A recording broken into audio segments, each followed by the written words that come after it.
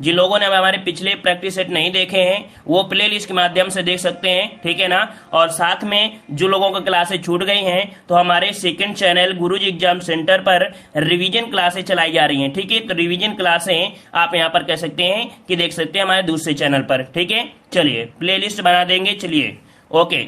चलिए तो स्टार्ट करते हैं। आवाज आ रही है, क्लियर है ना। चलिए तो पहला क्वेश्चन आपके सामने दिया गया है, कह रहा आपसे यहाँ पर हड़प्पा कालीन स्थलों में अभी तक किस धातु की प्राप्त नहीं हुई है। चलिए बताइएगा जवाब सही क्या हो जाएगा। कह रहे हड़प्पा कालीन स्थलों में अभी तक किस धातु की प्राप्ति नहीं है। क्वेश्चन को यहाँ पर देखो क्या किया गया, घुमाया गया है, लेकिन आपको पता है कि ऑप्शन क्या बन जाएगा, यहाँ पर आपका डी हो जाएगा लोहा, है ना। जो कि याद रखिए हड़प्पा सभ्यता को कांस्य युगन कहते हैं, मतलब कांस्य की प्राप्ति तो थी, वहां पर सोना भी मिलता था, चांदी भी मिलती थी और भी धातुएं मिलती थी, लेकिन यहाँ पर आपके लोहे की प्राप्ति नहीं हो सकी है, ठीक है ना। चलिए आगे बढ़ते हैं। क्वेश्चन आपसे अगला पूछा गया है कि निम्नलिखित में से कौन सा अशोक कालीन अभिलेख खरोष्ठी लिपि में है। ये भी क्वेश्चन आपका अच्छा है, याद रखिए खरोष्ठी लिपि में ये अशोक का अभिलेख कौन सा है, तो आपका साहबाजगढ़ी, कौन सा, ऑप्शन सी हो जाएगा। ये साहबाजगढ़ी जो आपका है ये आपकी कैसे है, तो आपकी खरोष्ठी लिपि में आपका है। याद रखिएगा कि इनके अभिलेखों को 3 भागों में डिवाइड किया गया है, कुल मिला के आपके 14 अभिलेख इनमें से हैं, जिसमें से सबसे बड़ा कौन सा है, तो 13वां अभिलेख आपका हो जाएगा, ठीक है। चलिए आगे बढ़ते हैं। क्वेश्चन दिया है निम्नलिखित में से कौन सा बौद्ध पवित्र स्थल निरंजना नदी पर स्थित है। तो चलिए आपने निरंजना नदी के बारे में आपने सुना भी होगा, है ना। चलिए यहाँ पर जवाब आ रहा है, यहाँ पर आपका 3 का ए नंबर आपका बोध गया, जवाब बिल्कुल सही है। याद रखिए बोध गया पवित्र स्थल है जो कि निरंजना नदी के किनारे है, और निरंजना नदी फाल्गु नदी का एक प्राचीन नाम भी आपका है, ठीक है। यहाँ पर आगे बढ़ते हैं। क्वेश्चन आपसे अगला पूछा गया है कि झेलम नदी के किनारे प्रसिद्ध विशेषता का युद्ध किन किन शासकों के बीच लड़ा गया। तो चलिए बताइएगा वितस्ता का युद्ध जो लड़ा गया वो किन के बीच यहाँ पर लड़ा गया था। तो चलिए यहाँ पर जवाब देना है, सही जवाब इनमें से कौन सा हो जाएगा। 4 का ऑप्शन आ रहा है यहाँ पर सी नंबर। याद रखिए पोरस और सिकंदर के बीच, किसके बीच, तो आपके पोरस और सिकंदर के बीच ये आपका युद्ध हुआ था झेलम नदी के किनारे, जिसे हम लोग वितस्ता का युद्ध कहते हैं, है ना। और इस युद्ध को एक नाम और दिया जाता है हाइड्रे स्पीच का युद्ध। कौन, तो आपके हाइड्रे स्पीच के युद्ध के नाम से भी इसे जाना जाता है, ठीक है ना। 326 ईस्वी पूर्व में ये आपका युद्ध हुआ था, हाइड्रे स्पीच का युद्ध, क्लियर हो गया है। और इस युद्ध में सिकंदर ने पोरस को हरा दिया था, ठीक है। आगे बढ़ते हैं। क्वेश्चन दिया गया है अशोक के अभिलेखों में प्रयुक्त लिपि भाषा कौन सा असत्य है। देखो यहाँ पर दिया अशोक के अभिलेखों में प्रयुक्त लिपि भाषा में कौन आपका असत्य है, मतलब उसके अभिलेखों में कौन सा प्रयुक्त आपका नहीं था, है ना। तो देखिए यहाँ पर खरोष्ठी लिपि मिली है, ब्राह्मी मिली है और आपकी अरमाइका भी मिली है, लेकिन संस्कृत लिपि ये आपकी नहीं है, मतलब ऑप्शन क्या हो जाएगा, यहाँ पर आपका डी हो जाएगा, इसका प्रयोग नहीं किया गया है, ठीक है ना। क्लियर हो गया है। चलिए देखो यहाँ पर जो आपकी अरमाइका है, अरमाइका, है ना, ये आपके अभिलेख है अफगानिस्तान में, अफगानिस्तान में एक अभिलेख है, वहां पर इस लिपि का प्रयोग किया गया है, ठीक है ना। चलिए आगे बढ़ते हैं। क्वेश्चन आपसे अगला पूछा गया है महत्वपूर्ण आपकी घटनाएं हैं। देखो एक घटना दिया है और आपका यहाँ पर परिणाम दिया है ना। तो चलिए मिलान करते हैं, क्या इसमें से सही हो सकता है। तो देखिएगा यहाँ पर आपसे दिया गया है कि मार्ले मिंटो सुधार जो संबंधित है किससे, तो यहाँ पर आपका जवाब क्या बन जाएगा, तो यहाँ पर देखिए मार्ले मिंटो सुधार आया था सांप्रदायिक उद्देश्य से, मतलब यहाँ पर आपका बन जाएगा 3rd नंबर। सांप्रदायिक निर्वाचन आपका हो जाएगा, निर्वाचन क्षेत्र जो हुआ था। साइमन कमीशन आया था, देशव्यापी आंदोलन हुआ था, जब साइमन कमीशन आया था तो देशव्यापी आंदोलन हुआ था, इसका 3rd है, इसका 1 है। चौरी चौरा घटना जो आपकी हुई थी, असहयोग आंदोलन को वापस लिया गया था, है ना, तो इसका क्या हो जाएगा, 2 हो जाएगा। और डांडी मार्च जो कि आपका है, ये नमक का अवैध निर्माण हो रहा था, है ना, तो यहाँ पर आपका क्या बन जाएगा, इसका बन जाएगा, यहाँ पर आपका 5 बन जाएगा। इस हिसाब से कौन सा बनेगा यहाँ पर 6 वाले में, तो देखिएगा 3, 1, 2, 5 ऑप्शन कहां पर है, ऑप्शन दिख रहा है आपका डी नंबर। क्लियर हो गया है। आगे बढ़ते हैं। क्वेश्चन दिया है कि वायसराय इरविन द्वारा गांधी जी द्वारा प्रस्तुत 11 सूत्री मांग पत्र पर कोई विचार न करने की स्थिति में नमक सत्याग्रह की शुरुआत कब हुई थी। तो देखो हमने आपको बताया था 11 सूत्री, कभी कभी ये भी आ जाता है कि इनके बीच जो आपकी मांग हुई थी कितनी, तो 11 सूत्री हुई थी। और इसकी शुरुआत जो हुई वो कब हुई थी, तो चलिए ऑप्शन आ रहा है ए नंबर, यहाँ पर आपका 12 मार्च 1930 से इसकी क्या हो गई थी शुरुआत। ऑप्शन आपका यहाँ पर हो जाएगा ए नंबर। और इसके बारे में हमने डिटेल में गांधी जी के बारे में पढ़ा दिया है, तो आप गांधी जी के बारे में अच्छे से पढ़ लीजिएगा, ठीक है ना। जो कि 12 मार्च 1930 को साबरमती आश्रम से दांडी यात्रा की प्रारंभ की गई थी, ठीक है ना। क्लियर हो गया है। चलिए आगे बढ़ते हैं। क्वेश्चन आपसे अगला पूछा गया है कि 1857 की क्रांति को किससे जोड़ा जाता है। 1857 की क्रांति का जो चिन्ह है वो आपका क्या था, ये पूछा गया है। तो यहाँ पर आपका जवाब क्या बनेगा, यहाँ पर ऑप्शन आ रहा है 9 को ऑप्शन आ गया सी। यहाँ पर देखिएगा ऑप्शन आ रहा है कमल एवं गुलाब कह रहे हैं। चलिए कमल या चपाती कौन सा बनेगा, कमल या चपाती बिल्कुल सही है, ऑप्शन ए बनेगा। याद रखिएगा कि कमल एवं चपाती ये आपका इसका क्या था, एक स्वतंत्रता का कह सकते एक निशान था, प्रतीक था, ठीक है ना। तो ऑप्शन क्या हो जाएगा, ए नंबर इसका राइट हो जाएगा। क्लियर हो गया है। आगे बढ़ते हैं। क्वेश्चन दिया गया है कि हंटर आयोग का गठन किस लिए हुआ था। हंटर आयोग हमने यहाँ पर बताया था, आपके यहाँ पर कह सकते हैं कि जब जलियांवाले बाग के बारे में बता रहे तो हमने बताया था कि हंटर आयोग है ना, मतलब आपका जो हो जाएगा जलियांवाला बाग जो हत्याकांड हुई थी है ना, उसकी जांच के लिए हुआ था। ऑप्शन इसका राइट हो जाएगा कौन सा, सी नंबर राइट हो जाएगा। डेट भी याद रखिएगा कि हत्याकांड कब हुई थी, 13 अप्रैल। ये डेट याद रखिए क्योंकि एग्जाम में डेट भी पूछी जा सकती है। तो 13 अप्रैल, ठीक है, 13 अप्रैल 1919 को ये आपके अंजाम दिया गया था, ठीक है ना। आगे बढ़ते हैं। क्वेश्चन दिया गया है कि भारतीय राष्ट्रीय कांग्रेस के प्रथम अधिवेशन निम्नलिखित में से किसकी पदावधि में हुआ था। तो बताइएगा कि भारतीय राष्ट्रीय कांग्रेस का प्रथम अधिवेशन जो हुआ वो किसकी पदावधि में हुआ, यहाँ पर 10 का जवाब देना है। चलिए मतलब किसके समय हुआ था, ये आपसे पूछा है किसके समय हुआ था।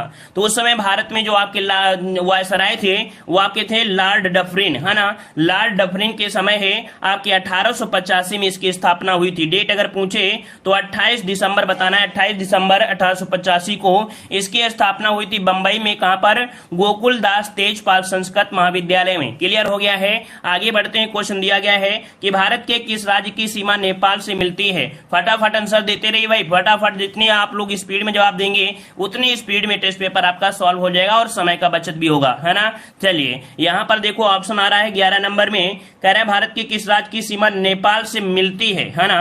तो यहाँ पर अरुणाचल प्रदेश नहीं, पंजाब की भी नहीं, मणिपुर की नहीं, तो ऑप्शन हो जाएगा डी आपके सिक्किम के। किससे मिलती है, तो आपकी सिक्किम की मिलती है। याद रखिएगा उत्तराखंड, उत्तर प्रदेश, बिहार, सिक्किम, है ना, ये 4 राज्यों की सीमा आपके नेपाल से लगती है। क्लियर हो गया है। भारत के पड़ोसी देश कितने हैं, 7 पड़ोसी देश हैं। चलिए आगे बढ़ते हैं। क्वेश्चन दिया है कि भारत के किस राज्य में शहरी जनसंख्या की प्रतिशतता सबसे अधिक है। तो ये बताइएगा भारत का ऐसा कौन सा राज्य जिसमें शहरी जनसंख्या सर्वाधिक है या प्रतिशत के आधार पर सर्वाधिक है। चलिए यहाँ पर 12 नंबर में यहाँ पर ऑप्शन आ रहा है डी नंबर। चलिए बहुत अच्छे, ऑप्शन डी हो जाएगा महाराष्ट्र। कौन, तो यहाँ पर याद रखिए महाराष्ट्र जो आपका है यहाँ पर शहरी जनसंख्या जो आपकी है सर्वाधिक है प्रतिशत के आधार पर। वैसे देखा जाए तो गोवा में भी आपकी यहाँ पर जनसंख्या है, बल्कि यहाँ पर प्रतिशत दिया है, इस वजह से आप क्या लगाएंगे, यहाँ पर आपका महाराष्ट्र लगा देंगे। आगे बढ़ते हैं। क्वेश्चन दिया है निम्नलिखित में से कौन सा जोड़ा सही दिया गया है। तो चलिए बताइए कौन सा जोड़ा यहाँ पर सही दिया गया है।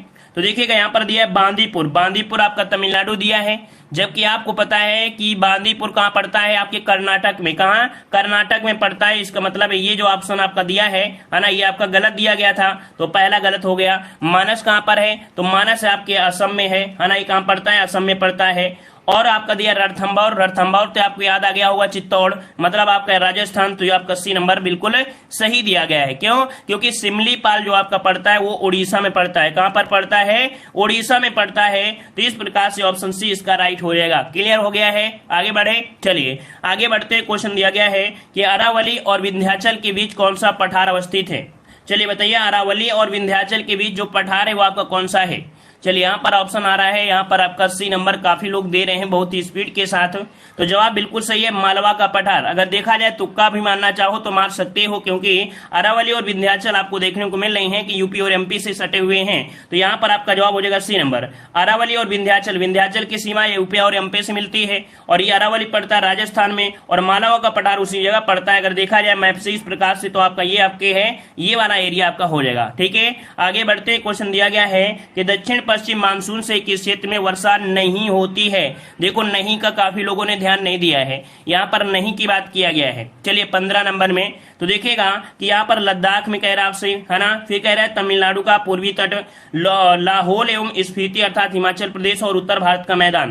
तो याद रखिए आपको बताया गया होगा कि आपका मानसून है आपको इस प्रकार से जाता है और ऐसे यहाँ पर लद्दाख में 50 सेंटीमीटर बारिश कर देता है। लेकिन यहाँ पर तमिलनाडु का जो पूर्वी भाग है इस क्षेत्र में वर्षा इसे आपकी होती नहीं है। क्यों नहीं होती है? क्योंकि यहाँ पर काफी ऊंचे ऊंचे पहाड़ है जिससे मानसून यहाँ पर टकराता है, इस वजह से यहाँ पर नहीं जा पाता है, सीधा सीधा कहाँ तो आपका इस एरिया में निकल जाता है। इस कारण से तमिलनाडु का पूर्वी जो आपका तट है यहाँ पर दक्षिण पश्चिम मानसून से बारिश नहीं होती है। ऑप्शन यहाँ पर बन जाएगा बी नंबर। आगे बढ़ते हैं, क्वेश्चन दिया गया है कि सांसद स्थानीय विकास निधि योजना आरंभ की गई। चलिए कह रहे हैं सांसद स्थानीय विकास निधि योजना जो शुभारंभ की गई थी ये आपकी 23 दिसंबर, कब तो आपके 23 दिसंबर, और 23 दिसंबर डेट की बात करते हैं तो आपके 1993 को। तो ऑप्शन कौन सा बनेगा? यहाँ पर आपका बी हो जाएगा 23 दिसंबर 1993 को, जो कि पूर्व प्रधानमंत्री थे नरसिम्हा राव, ठीक है, नरसिम्हा राव के द्वारा शुरुआत की गई थी, ठीक है ना। और आगे बढ़ते हैं, इससे क्या फायदा मिलेगा कि जो स्थानीय लोग हैं उनकी जरूरतों को, उनकी सामुदायिक सुविधाएं है ना, ये सब उनको मिल सकती हैं। आगे बढ़ते हैं, क्वेश्चन दिया है कि दूसरी पंचवर्षीय योजना की रूपरेखा किसने तैयार की थी। दूसरी पंचवर्षीय योजना आपसे दिया गया है, हमने ट्रिक से भी आपको बताया था कि जैसे आपके घर पे क्या होता है मसाला मतलब पीसा जाता है ना, जैसे आपका सिलबट्टा होता है ना, तो अगर उसमें से क्या जो पीसने वाला आपका होता है, इसको एक हाथ से मसाला आप नहीं पीस सकते हैं, एक हाथ से नहीं पीस सकते हैं, दोनों हाथ का प्रयोग करना पड़ेगा। दोनों से यहाँ पर याद हो गया दूसरी पंचवर्षीय योजना, और पीसना से याद हो गया क्या, तो यहाँ पर पीसी महालनोबिस, क्या पीसी महालनोबिस। तो आपको याद रहेगा कि दूसरी पंचवर्षीय योजना कौन सी, पीसी महालनोबिस। यहाँ पर ऑप्शन आपका हो जाए कौन सा, सी नंबर। अब याद रहेगा, उम्मीद है अब ये पॉइंट आपको हमेशा याद रहेगा क्योंकि क्वेश्चन पूछा जाता है। आगे बढ़ते हैं, क्वेश्चन दिया है मिशन इंद्रधनुष योजना संबंधित है। मिशन इंद्रधनुष योजना जो संबंधित है किससे संबंधित है? चलिए यहाँ पर जवाब आ रहा है काफी स्पीड के साथ, यहाँ पर दलहन।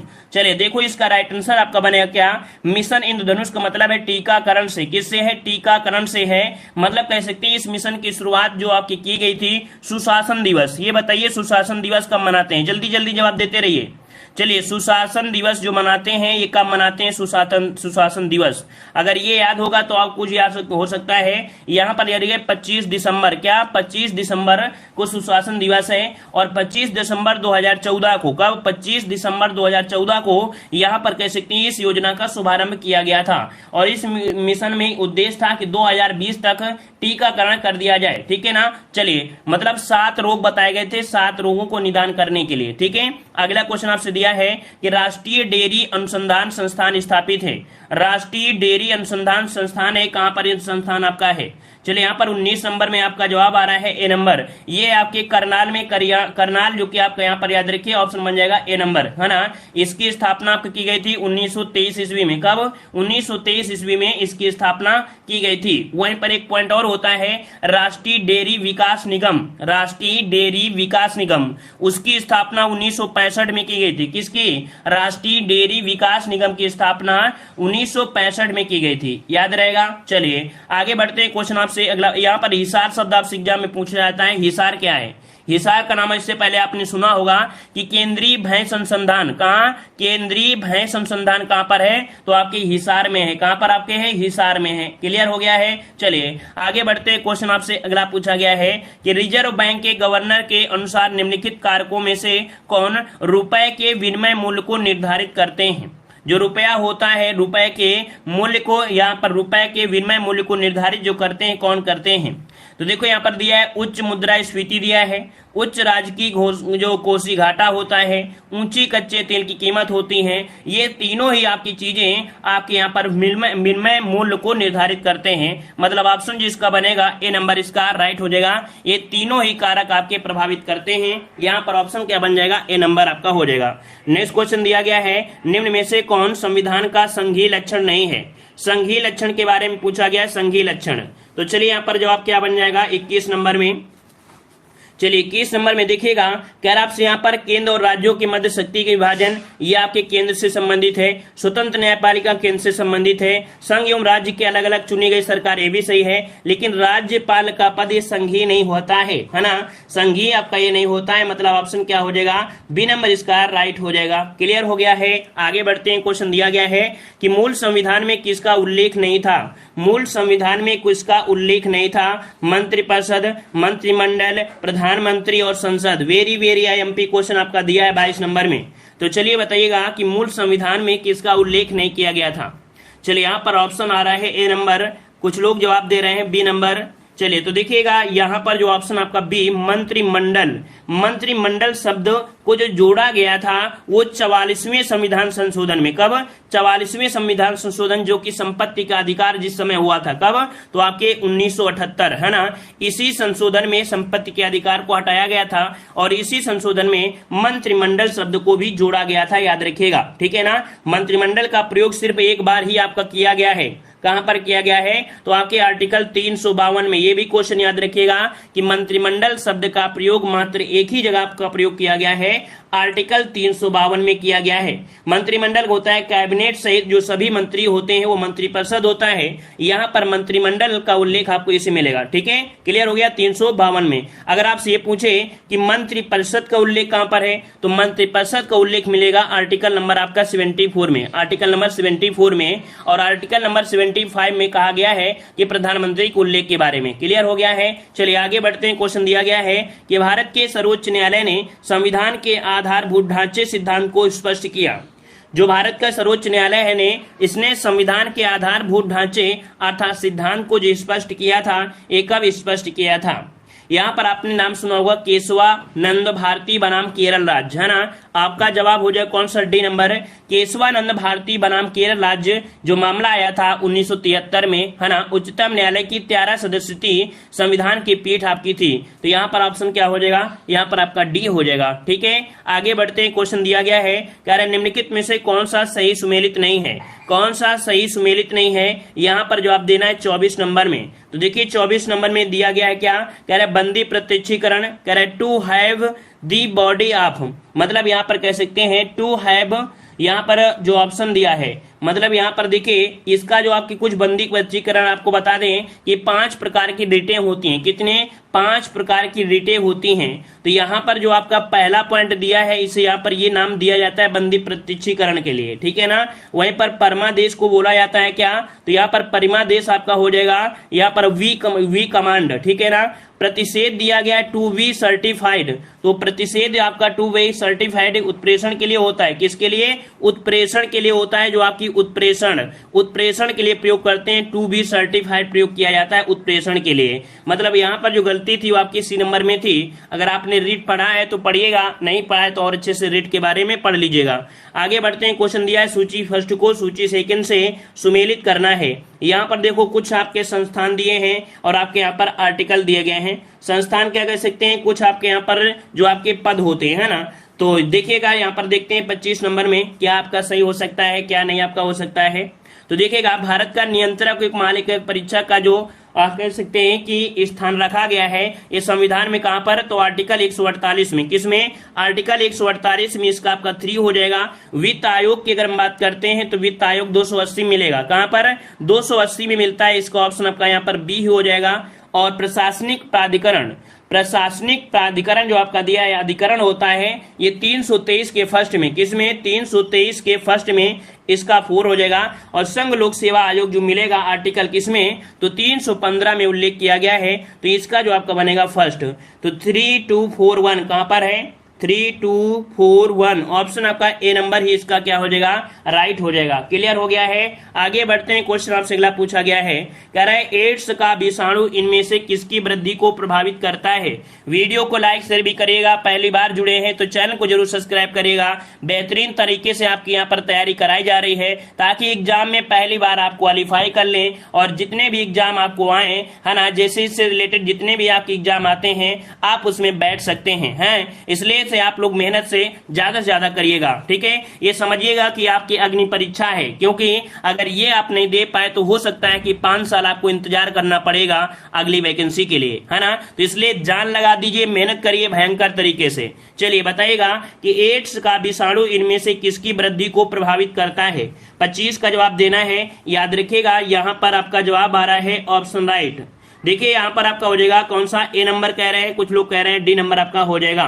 तो चलिए यहाँ पर देखते हैं ऑप्शन क्या बन जाएगा, ए नंबर। यहाँ पर हो जाएगा कौन सा आपका ए नंबर, कि रक्त की जो टी कोशिकाएं होती हैं, रक्त को जो टी कोशिकाएं होती हैं वो प्रभावित करते हैं। यहाँ पर आपको जवाब देना है, क्या हो जाएगा, यहाँ पर आपका ए हो जाएगा, ठीक है। आगे बढ़ते हैं। क्वेश्चन दिया है कि 3 से 4 वर्ष के बच्चों में कौन से दांत नहीं होते हैं। ये बताइए जो 3 से 4 वर्ष के बच्चे होते हैं उनमें कैसे दांत आपके नहीं पाए जाते हैं, कौन से दांत नहीं पाए जाते हैं। तो चलिए यहाँ पर आपका जवाब आ रहा है, देखो कृंतक तो आपके होते हैं, है ना, कृंतक तो आपके होते ही होते हैं, आपके रक्षक भी हो जाएंगे अगर, लेकिन यहाँ पर चवर्णक जिसे बोलते हैं मोलोर, अर्थात मनुष्य के दांत के 4 भाग होते हैं जिनमें से एक चवर्णक भी होता है। यहाँ पर जो ऑप्शन दिया है डी नंबर, ये इनके नहीं होता है। इसका कार्य क्या होता है, भोजन को क्या, भोजन को चबाना, भोजन को चबाना, ये इसका अंतर्गत नहीं होता है। देखते हैं कि जो छोटे बच्चे होते हैं क्या करते हैं, खाना को गटक जाते हैं, है ना, गुटक जाते हैं, वो चावल आवल हो चाहे कुछ भी हो डायरेक्ट खत्म कर देते हैं, हजम कर देते हैं। तो यहाँ पर ऑप्शन क्या हो जाएगा, डी नंबर आपका राइट हो जाएगा, है ना। चलिए आगे बढ़ते हैं। क्वेश्चन आपसे अगला पूछा गया है, हाँ इनमें से अगर बात करें कौन से दांत होते हैं, तो दूध के दांत होते हैं, है ना। इनकी संख्या जो होती है आपकी 20 होती है, ठीक है। आगे बढ़ते हैं। क्वेश्चन आपसे अगला पूछा गया है, कह रहे धावन सोडा। देखो धावन सोडा आपको दिया, धावन सोडा जिसे हम लोग सोडियम कार्बोनेट कहते हैं, क्या, धावन सोडा को सोडियम कार्बोनेट कहते हैं, जो कि ऑप्शन कहां पर दिया है, ऑप्शन डी दिया है, सोडियम कार्बोनेट कहा जाता है। सोडियम कार्बोनेट जो होता है वो सफेद रंग का होता है, रवेदार ठोस पदार्थ आपका होता है, और जल में क्या हो जाता है भाई, विलय हो जाता है, तभी तो आप धोते देते हैं ना। तो ऑप्शन क्या हो जाएगा, यहाँ पर आपका डी हो जाएगा। साबुन बनाने में, कागज बनाने में, कांच बनाने में इनका निर्माण किया जाता है, ठीक है। चलिए आगे बढ़ते हैं। क्वेश्चन आपसे अगला पूछा गया है कि प्रकाश के 2 स्रोतों को कला संबंध कहा जाता है यदि इनके द्वारा उत्पादित रंगों की, क्या दिया है, कह रहा आपसे यहाँ पर प्रकाश के 2 स्रोतों को कला संबंध कहा जाता है यदि इनके द्वारा उत्पादित तरंगों की अगर क्या हो जाए, इनकी जो तरंग दैर्ध्य है वो समान हो जाए और कलांतर ये हो जाए क्या, नियत हो जाए। तो ऐसी स्थिति में दोनों स्रोतों को कला संबंध कहा जाता है जब तरंग दैर्ध्य समान हो और कलांतर जो आपका हो वो नियत हो जाए। तो ऑप्शन क्या बन जाएगा, सी इसका जवाब राइट हो जाएगा, ठीक है ना। आगे बढ़ते हैं। क्वेश्चन दिया गया है कि निम्नलिखित कथनों में से कौन सा आपका असत्य दिया गया है। चलिए 30 का जवाब देना है, 30 नंबर में। चलिए 30 का जवाब इनमें से क्या हो जाएगा, तो चलिए यहाँ पर देखो दिया गया है कौन सा कथन आपका असत्य दिया गया है। तो पहला दिया है संट एक अत्यंत ही कम प्रतिरोधी वाला तार होता है, पहला पॉइंट बिल्कुल सही दिया गया है ना। फिर दिया है संट एक अत्यंत ही अधिक प्रतिरोध वाला तार होता है, संट एक अत्यंत ही कम प्रतिरोध वाला तार होता है। फिर दिया है संट एक अत्यंत ही अधिक प्रतिरोध वाला तार होता है। भाई अब दोनों चीज एक साथ में कैसे हो सकती है ना, देखते हैं। यहाँ पर हो सकता है कि ऐसे कई इसके टाइप आते हों, फिर भी देखते हैं। कह रहा है संट उच्च धाराओं में से धारा मापी की रक्षा करता है, अच्छा ये भी सही है। चलो फिर दिया धारा मापी की श्रेणी क्रम में संट लगाकर अमीटर बनाया जाता है, आपसे दिया गया है।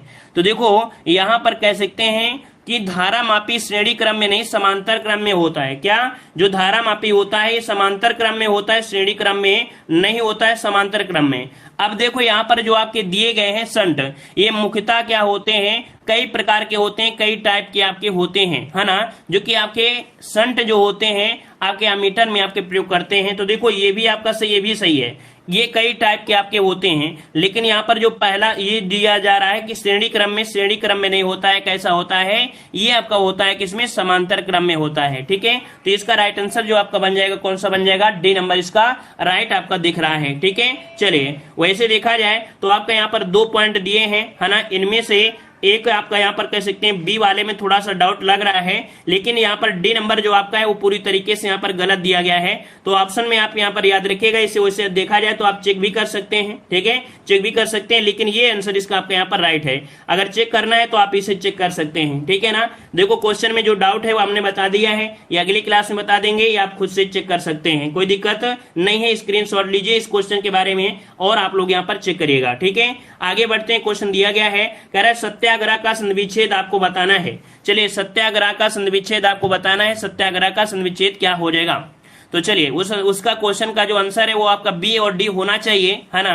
फिर भी हमने इसलिए बोल दिया है कि चेक कर लीजिएगा आप भी, वैसे बी और डी उसके आंसर लग रहे हैं, है ना। चलिए बताइएगा 36 नंबर में कि सत्याग्रह का संविच्छेद क्या होता है। यहाँ पर जवाब आ रहा है सत्यधन आग्रह, सत्यधन आग्रह, सत्यधन आग्रह।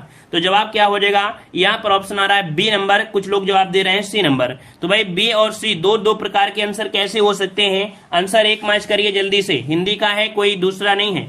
चलिए 36 का ऑप्शन यहाँ पर आ चुका है, कुछ लोगों ने जवाब तो दे दिया है, कह रहे बी नंबर। देखो सत्यधन आग्रह क्या होता है, सत्यधन आग्रह होता है, सी नंबर नहीं होगा, सत्यधन आग्रह होता है, ठीक है ना। चलिए आगे बढ़ते हैं, क्वेश्चन दिया है श्री गणेश का विलोम शब्द क्या होता है। श्री गणेश का विलोम क्या होता है, यहाँ पर ऑप्शन सी। अच्छा इसका जवाब दे रहे थे, मतलब आप लोग इतने स्मार्ट हो गए हैं तो आगे वाले को क्वेश्चन जवाब दे रहे हैं। तो याद रखिए भाई, अगर आगे वाले का जवाब देते हैं तो आप नंबरिंग कर लिया करें, क्या नंबरिंग कर लिया करें, ठीक है। तो ऑप्शन सी हो जाएगा। नेक्स्ट क्वेश्चन दिया गया है, कह रहे नीचे दिए गए वाक्यांशों के लिए सही विकल्प का चयन करना है। कह रहा है जिस तक ना पहुंचा जा सके, जिस तक ना पहुंचा जा सके उसे क्या बोलते हैं, तो अगम्य बोलते हैं, क्या अगम्य बोलते हैं। ऑप्शन कौन हो जाएगा, ए नंबर।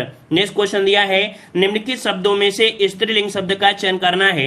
यहाँ पर देखो स्त्रीलिंग, और हमने स्त्रीलिंग पुल्लिंग के लिए हमने कहा है कि अगर आप वाक्य प्रयोग करना जानते हैं कि कैसा और कैसी के साथ अगर वाक्य प्रयोग कर लिया तो आंसर आप पहचान कर लेंगे। जैसे स्थापना कैसी थी या कैसा था, क्या बोलेंगे, ये तो बोलेंगे स्थापना कैसी थी या स्थापना कब की गई थी, है ना, या कब किया गया था, किया गया तो नहीं बोलते हैं। मतलब पहला ही ऑप्शन क्या हो जाएगा, ए नंबर आपका हो जाएगा राइट, ठीक है ना। अगला क्वेश्चन दिया है पिसुन का समानार्थी शब्द क्या होता है। पिसुन का समानार्थी पूछा गया है, मतलब होता है चुगलखोर, जो क्या होता है चुगली करता है उसे हम लोग बोल देते हैं पिसुन बोल देते हैं। ऑप्शन बने आपका बी नंबर। आगे बढ़ते हैं, क्वेश्चन दिया गया है वैक्स एंड सर्च प्रोग्राम कहाँ शुरू किया गया है। चलिए यहाँ पर 51 नंबर आपसे पूछा गया है, 51 का राइट आंसर इनमें से क्या हो जाएगा। चलिए यहाँ पर 51 नंबर में जवाब देना है। चलिए यहाँ पर जवाब आ रहा है, कह रहा आपसे यहाँ पर बी हो जाएगा। याद रखिएगा कि यहाँ पर दिया गया वैक्स, है ना, वैक्स एंड स्क्रैच, है ना, स्क्रैच है ना, तो आपके ये न्यूयॉर्क में किया गया है। कहां पर हो जाएगा, ऑप्शन बनेगा आपका बी नंबर, न्यूयॉर्क में किया गया है, ठीक है। अगला क्वेश्चन आपसे दिया है कि किस राज्य की कम्युनिस्ट राजनेता के आर गौरी अम्मा का निधन हो गया है। तो देखिएगा ये है आपके, कौन है आपके हैं, तो राजनीतिक आपके हैं नेता आपके हैं के आर गौरी अम्मा, इनका निधन हो गया है। ये कहां से संबंधित है। चलिए यहाँ पर आपका जवाब आ रहा है ऑप्शन बी, ऑप्शन बी। तो देखिएगा आप लोग नंबरिंग डालिएगा, नहीं तो हमें तो लगेगा कि आप लोग गलती जवाब दे रहे हैं, है ना, इसलिए सभी लोग नंबरिंग डाल के ही जवाब दीजिएगा। गलती हो रही है तो होने दो, लेकिन नंबरिंग डालिए ताकि हमें तो पता चल पाए कि नहीं आपका क्या जवाब सही आ रहा है कि गलत आ रहा है, ठीक है ना। तो ऑप्शन यहाँ पर 52 नंबर का जवाब बी हो जाएगा, केरल में, केरल में आपका जवाब राइट हो जाएगा। क्लियर है। अगला क्वेश्चन आपसे दिया गया है कि अंतर्राष्ट्रीय जैव विविधता दिवस 2021 की थीम क्या थी। चलिए बताइएगा कि जैव विविधता दिवस 2021 की जो आपकी थीम रही है वो आपकी क्या रही है। तो चलिए यहाँ पर ऑप्शन आ रहा है बी नंबर, इसका भी दे रहे हैं बी नंबर, बिल्कुल सही है। हम समाधान का हिस्सा है, क्या हम समाधान का हिस्सा हैं। यहाँ पर ऑप्शन क्या हो जाएगा, बी नंबर इसका राइट हो जाएगा। यही 2020 की क्या थीम थी, 2020 की थीम थी कि हमारे समाधान प्रकृति में है, क्या हमारे जो समाधान है वो प्रकृति में है। ये 2020 की थीम थी, लेकिन 2021 की क्या है, तो यहाँ पर आपका यहाँ पर हो जाएगा बी नंबर। क्लियर हो गया है ना, सही हो गया ना। पहला जो आपका पॉइंट दिया है 2020 का है, 2021 का है बी नंबर। आगे बढ़ते हैं, क्वेश्चन आपसे दिया गया है यहाँ पर, कह रहा आपसे कोर्बेवैक्स वैक्सीन की निर्माता कौन सी कंपनी है।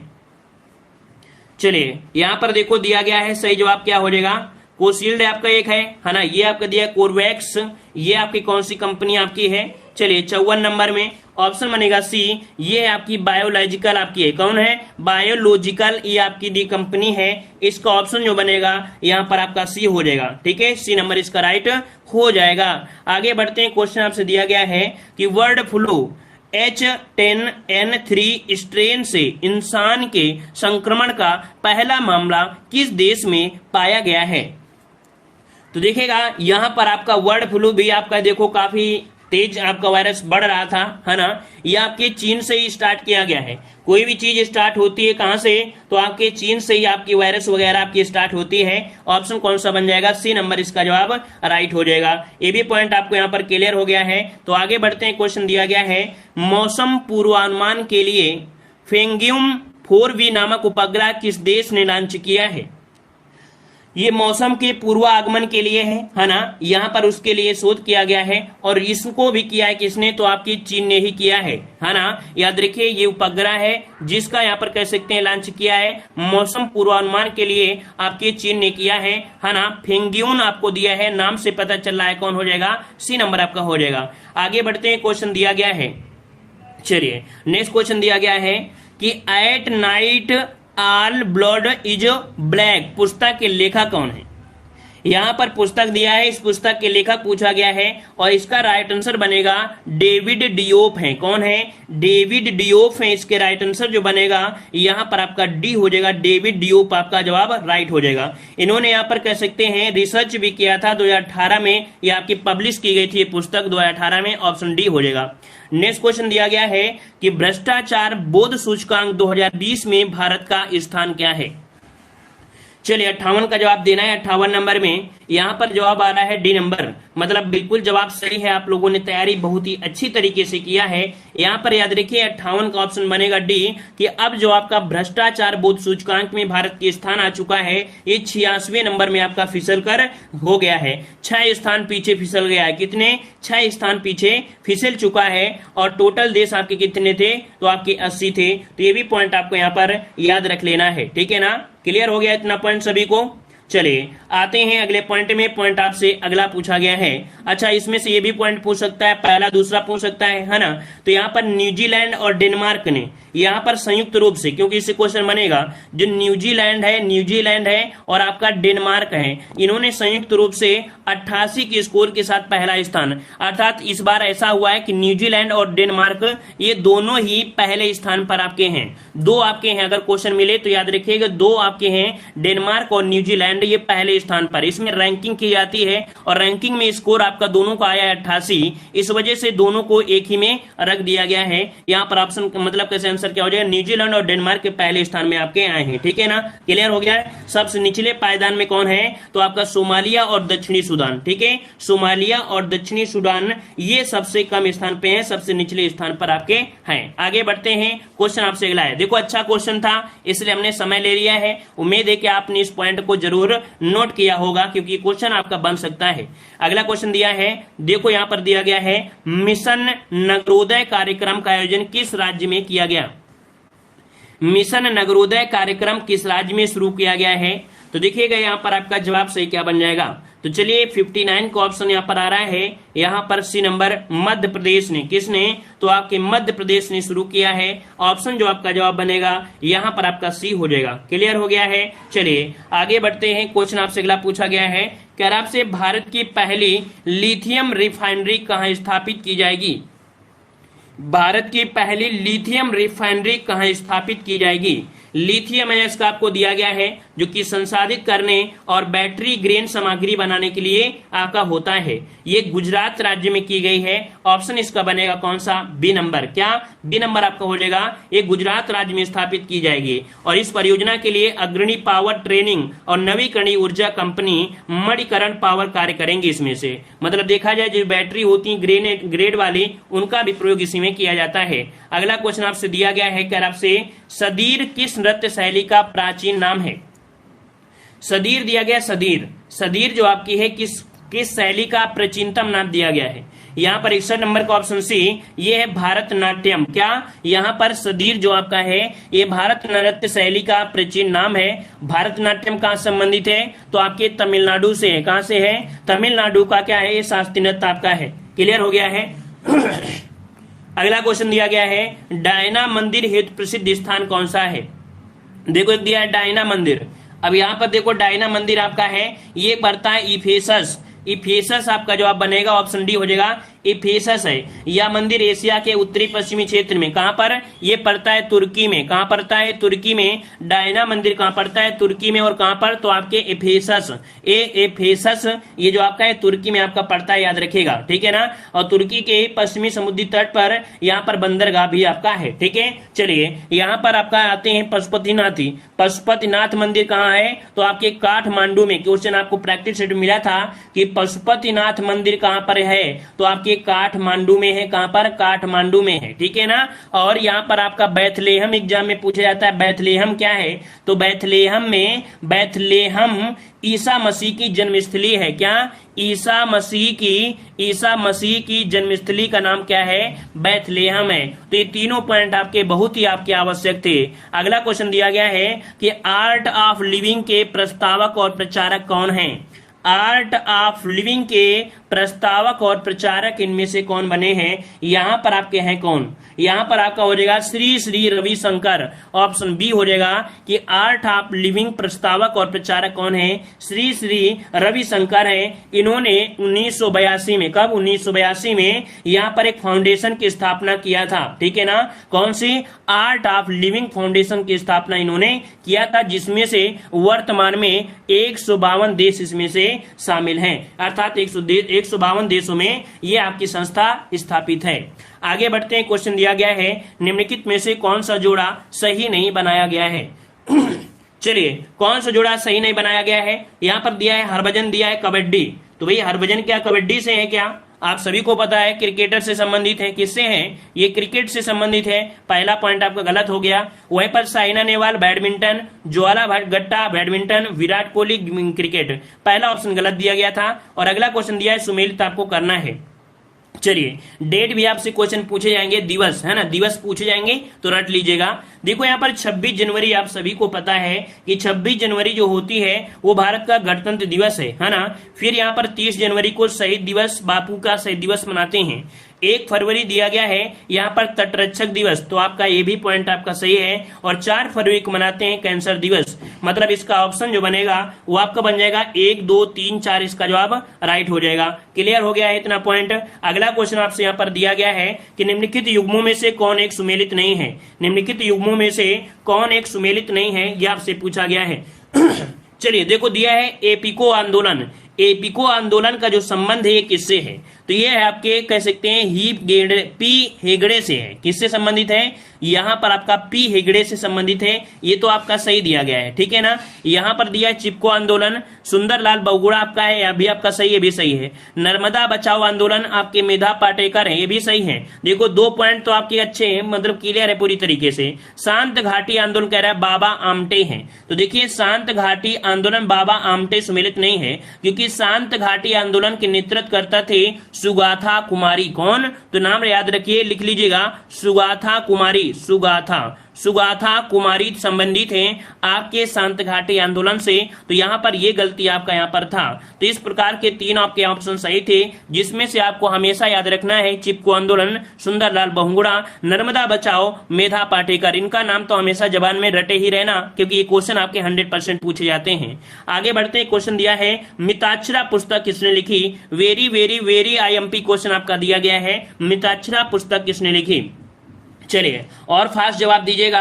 और साथ में भाई जो लोग पहली बार जुड़े हैं तो चैनल को सब्सक्राइब जरूर करिएगा, ठीक है। पसंद आ रहा है तो भाई वीडियो को लाइक शेयर जरूर करिएगा, ठीक है। चलिए यहाँ पर देखो जवाब आ रहा है मिताक्षरा विज्ञानेश्वर। कौन, ऑप्शन सी हो जाएगा, मिताक्षरा पुस्तक विज्ञानेश्वर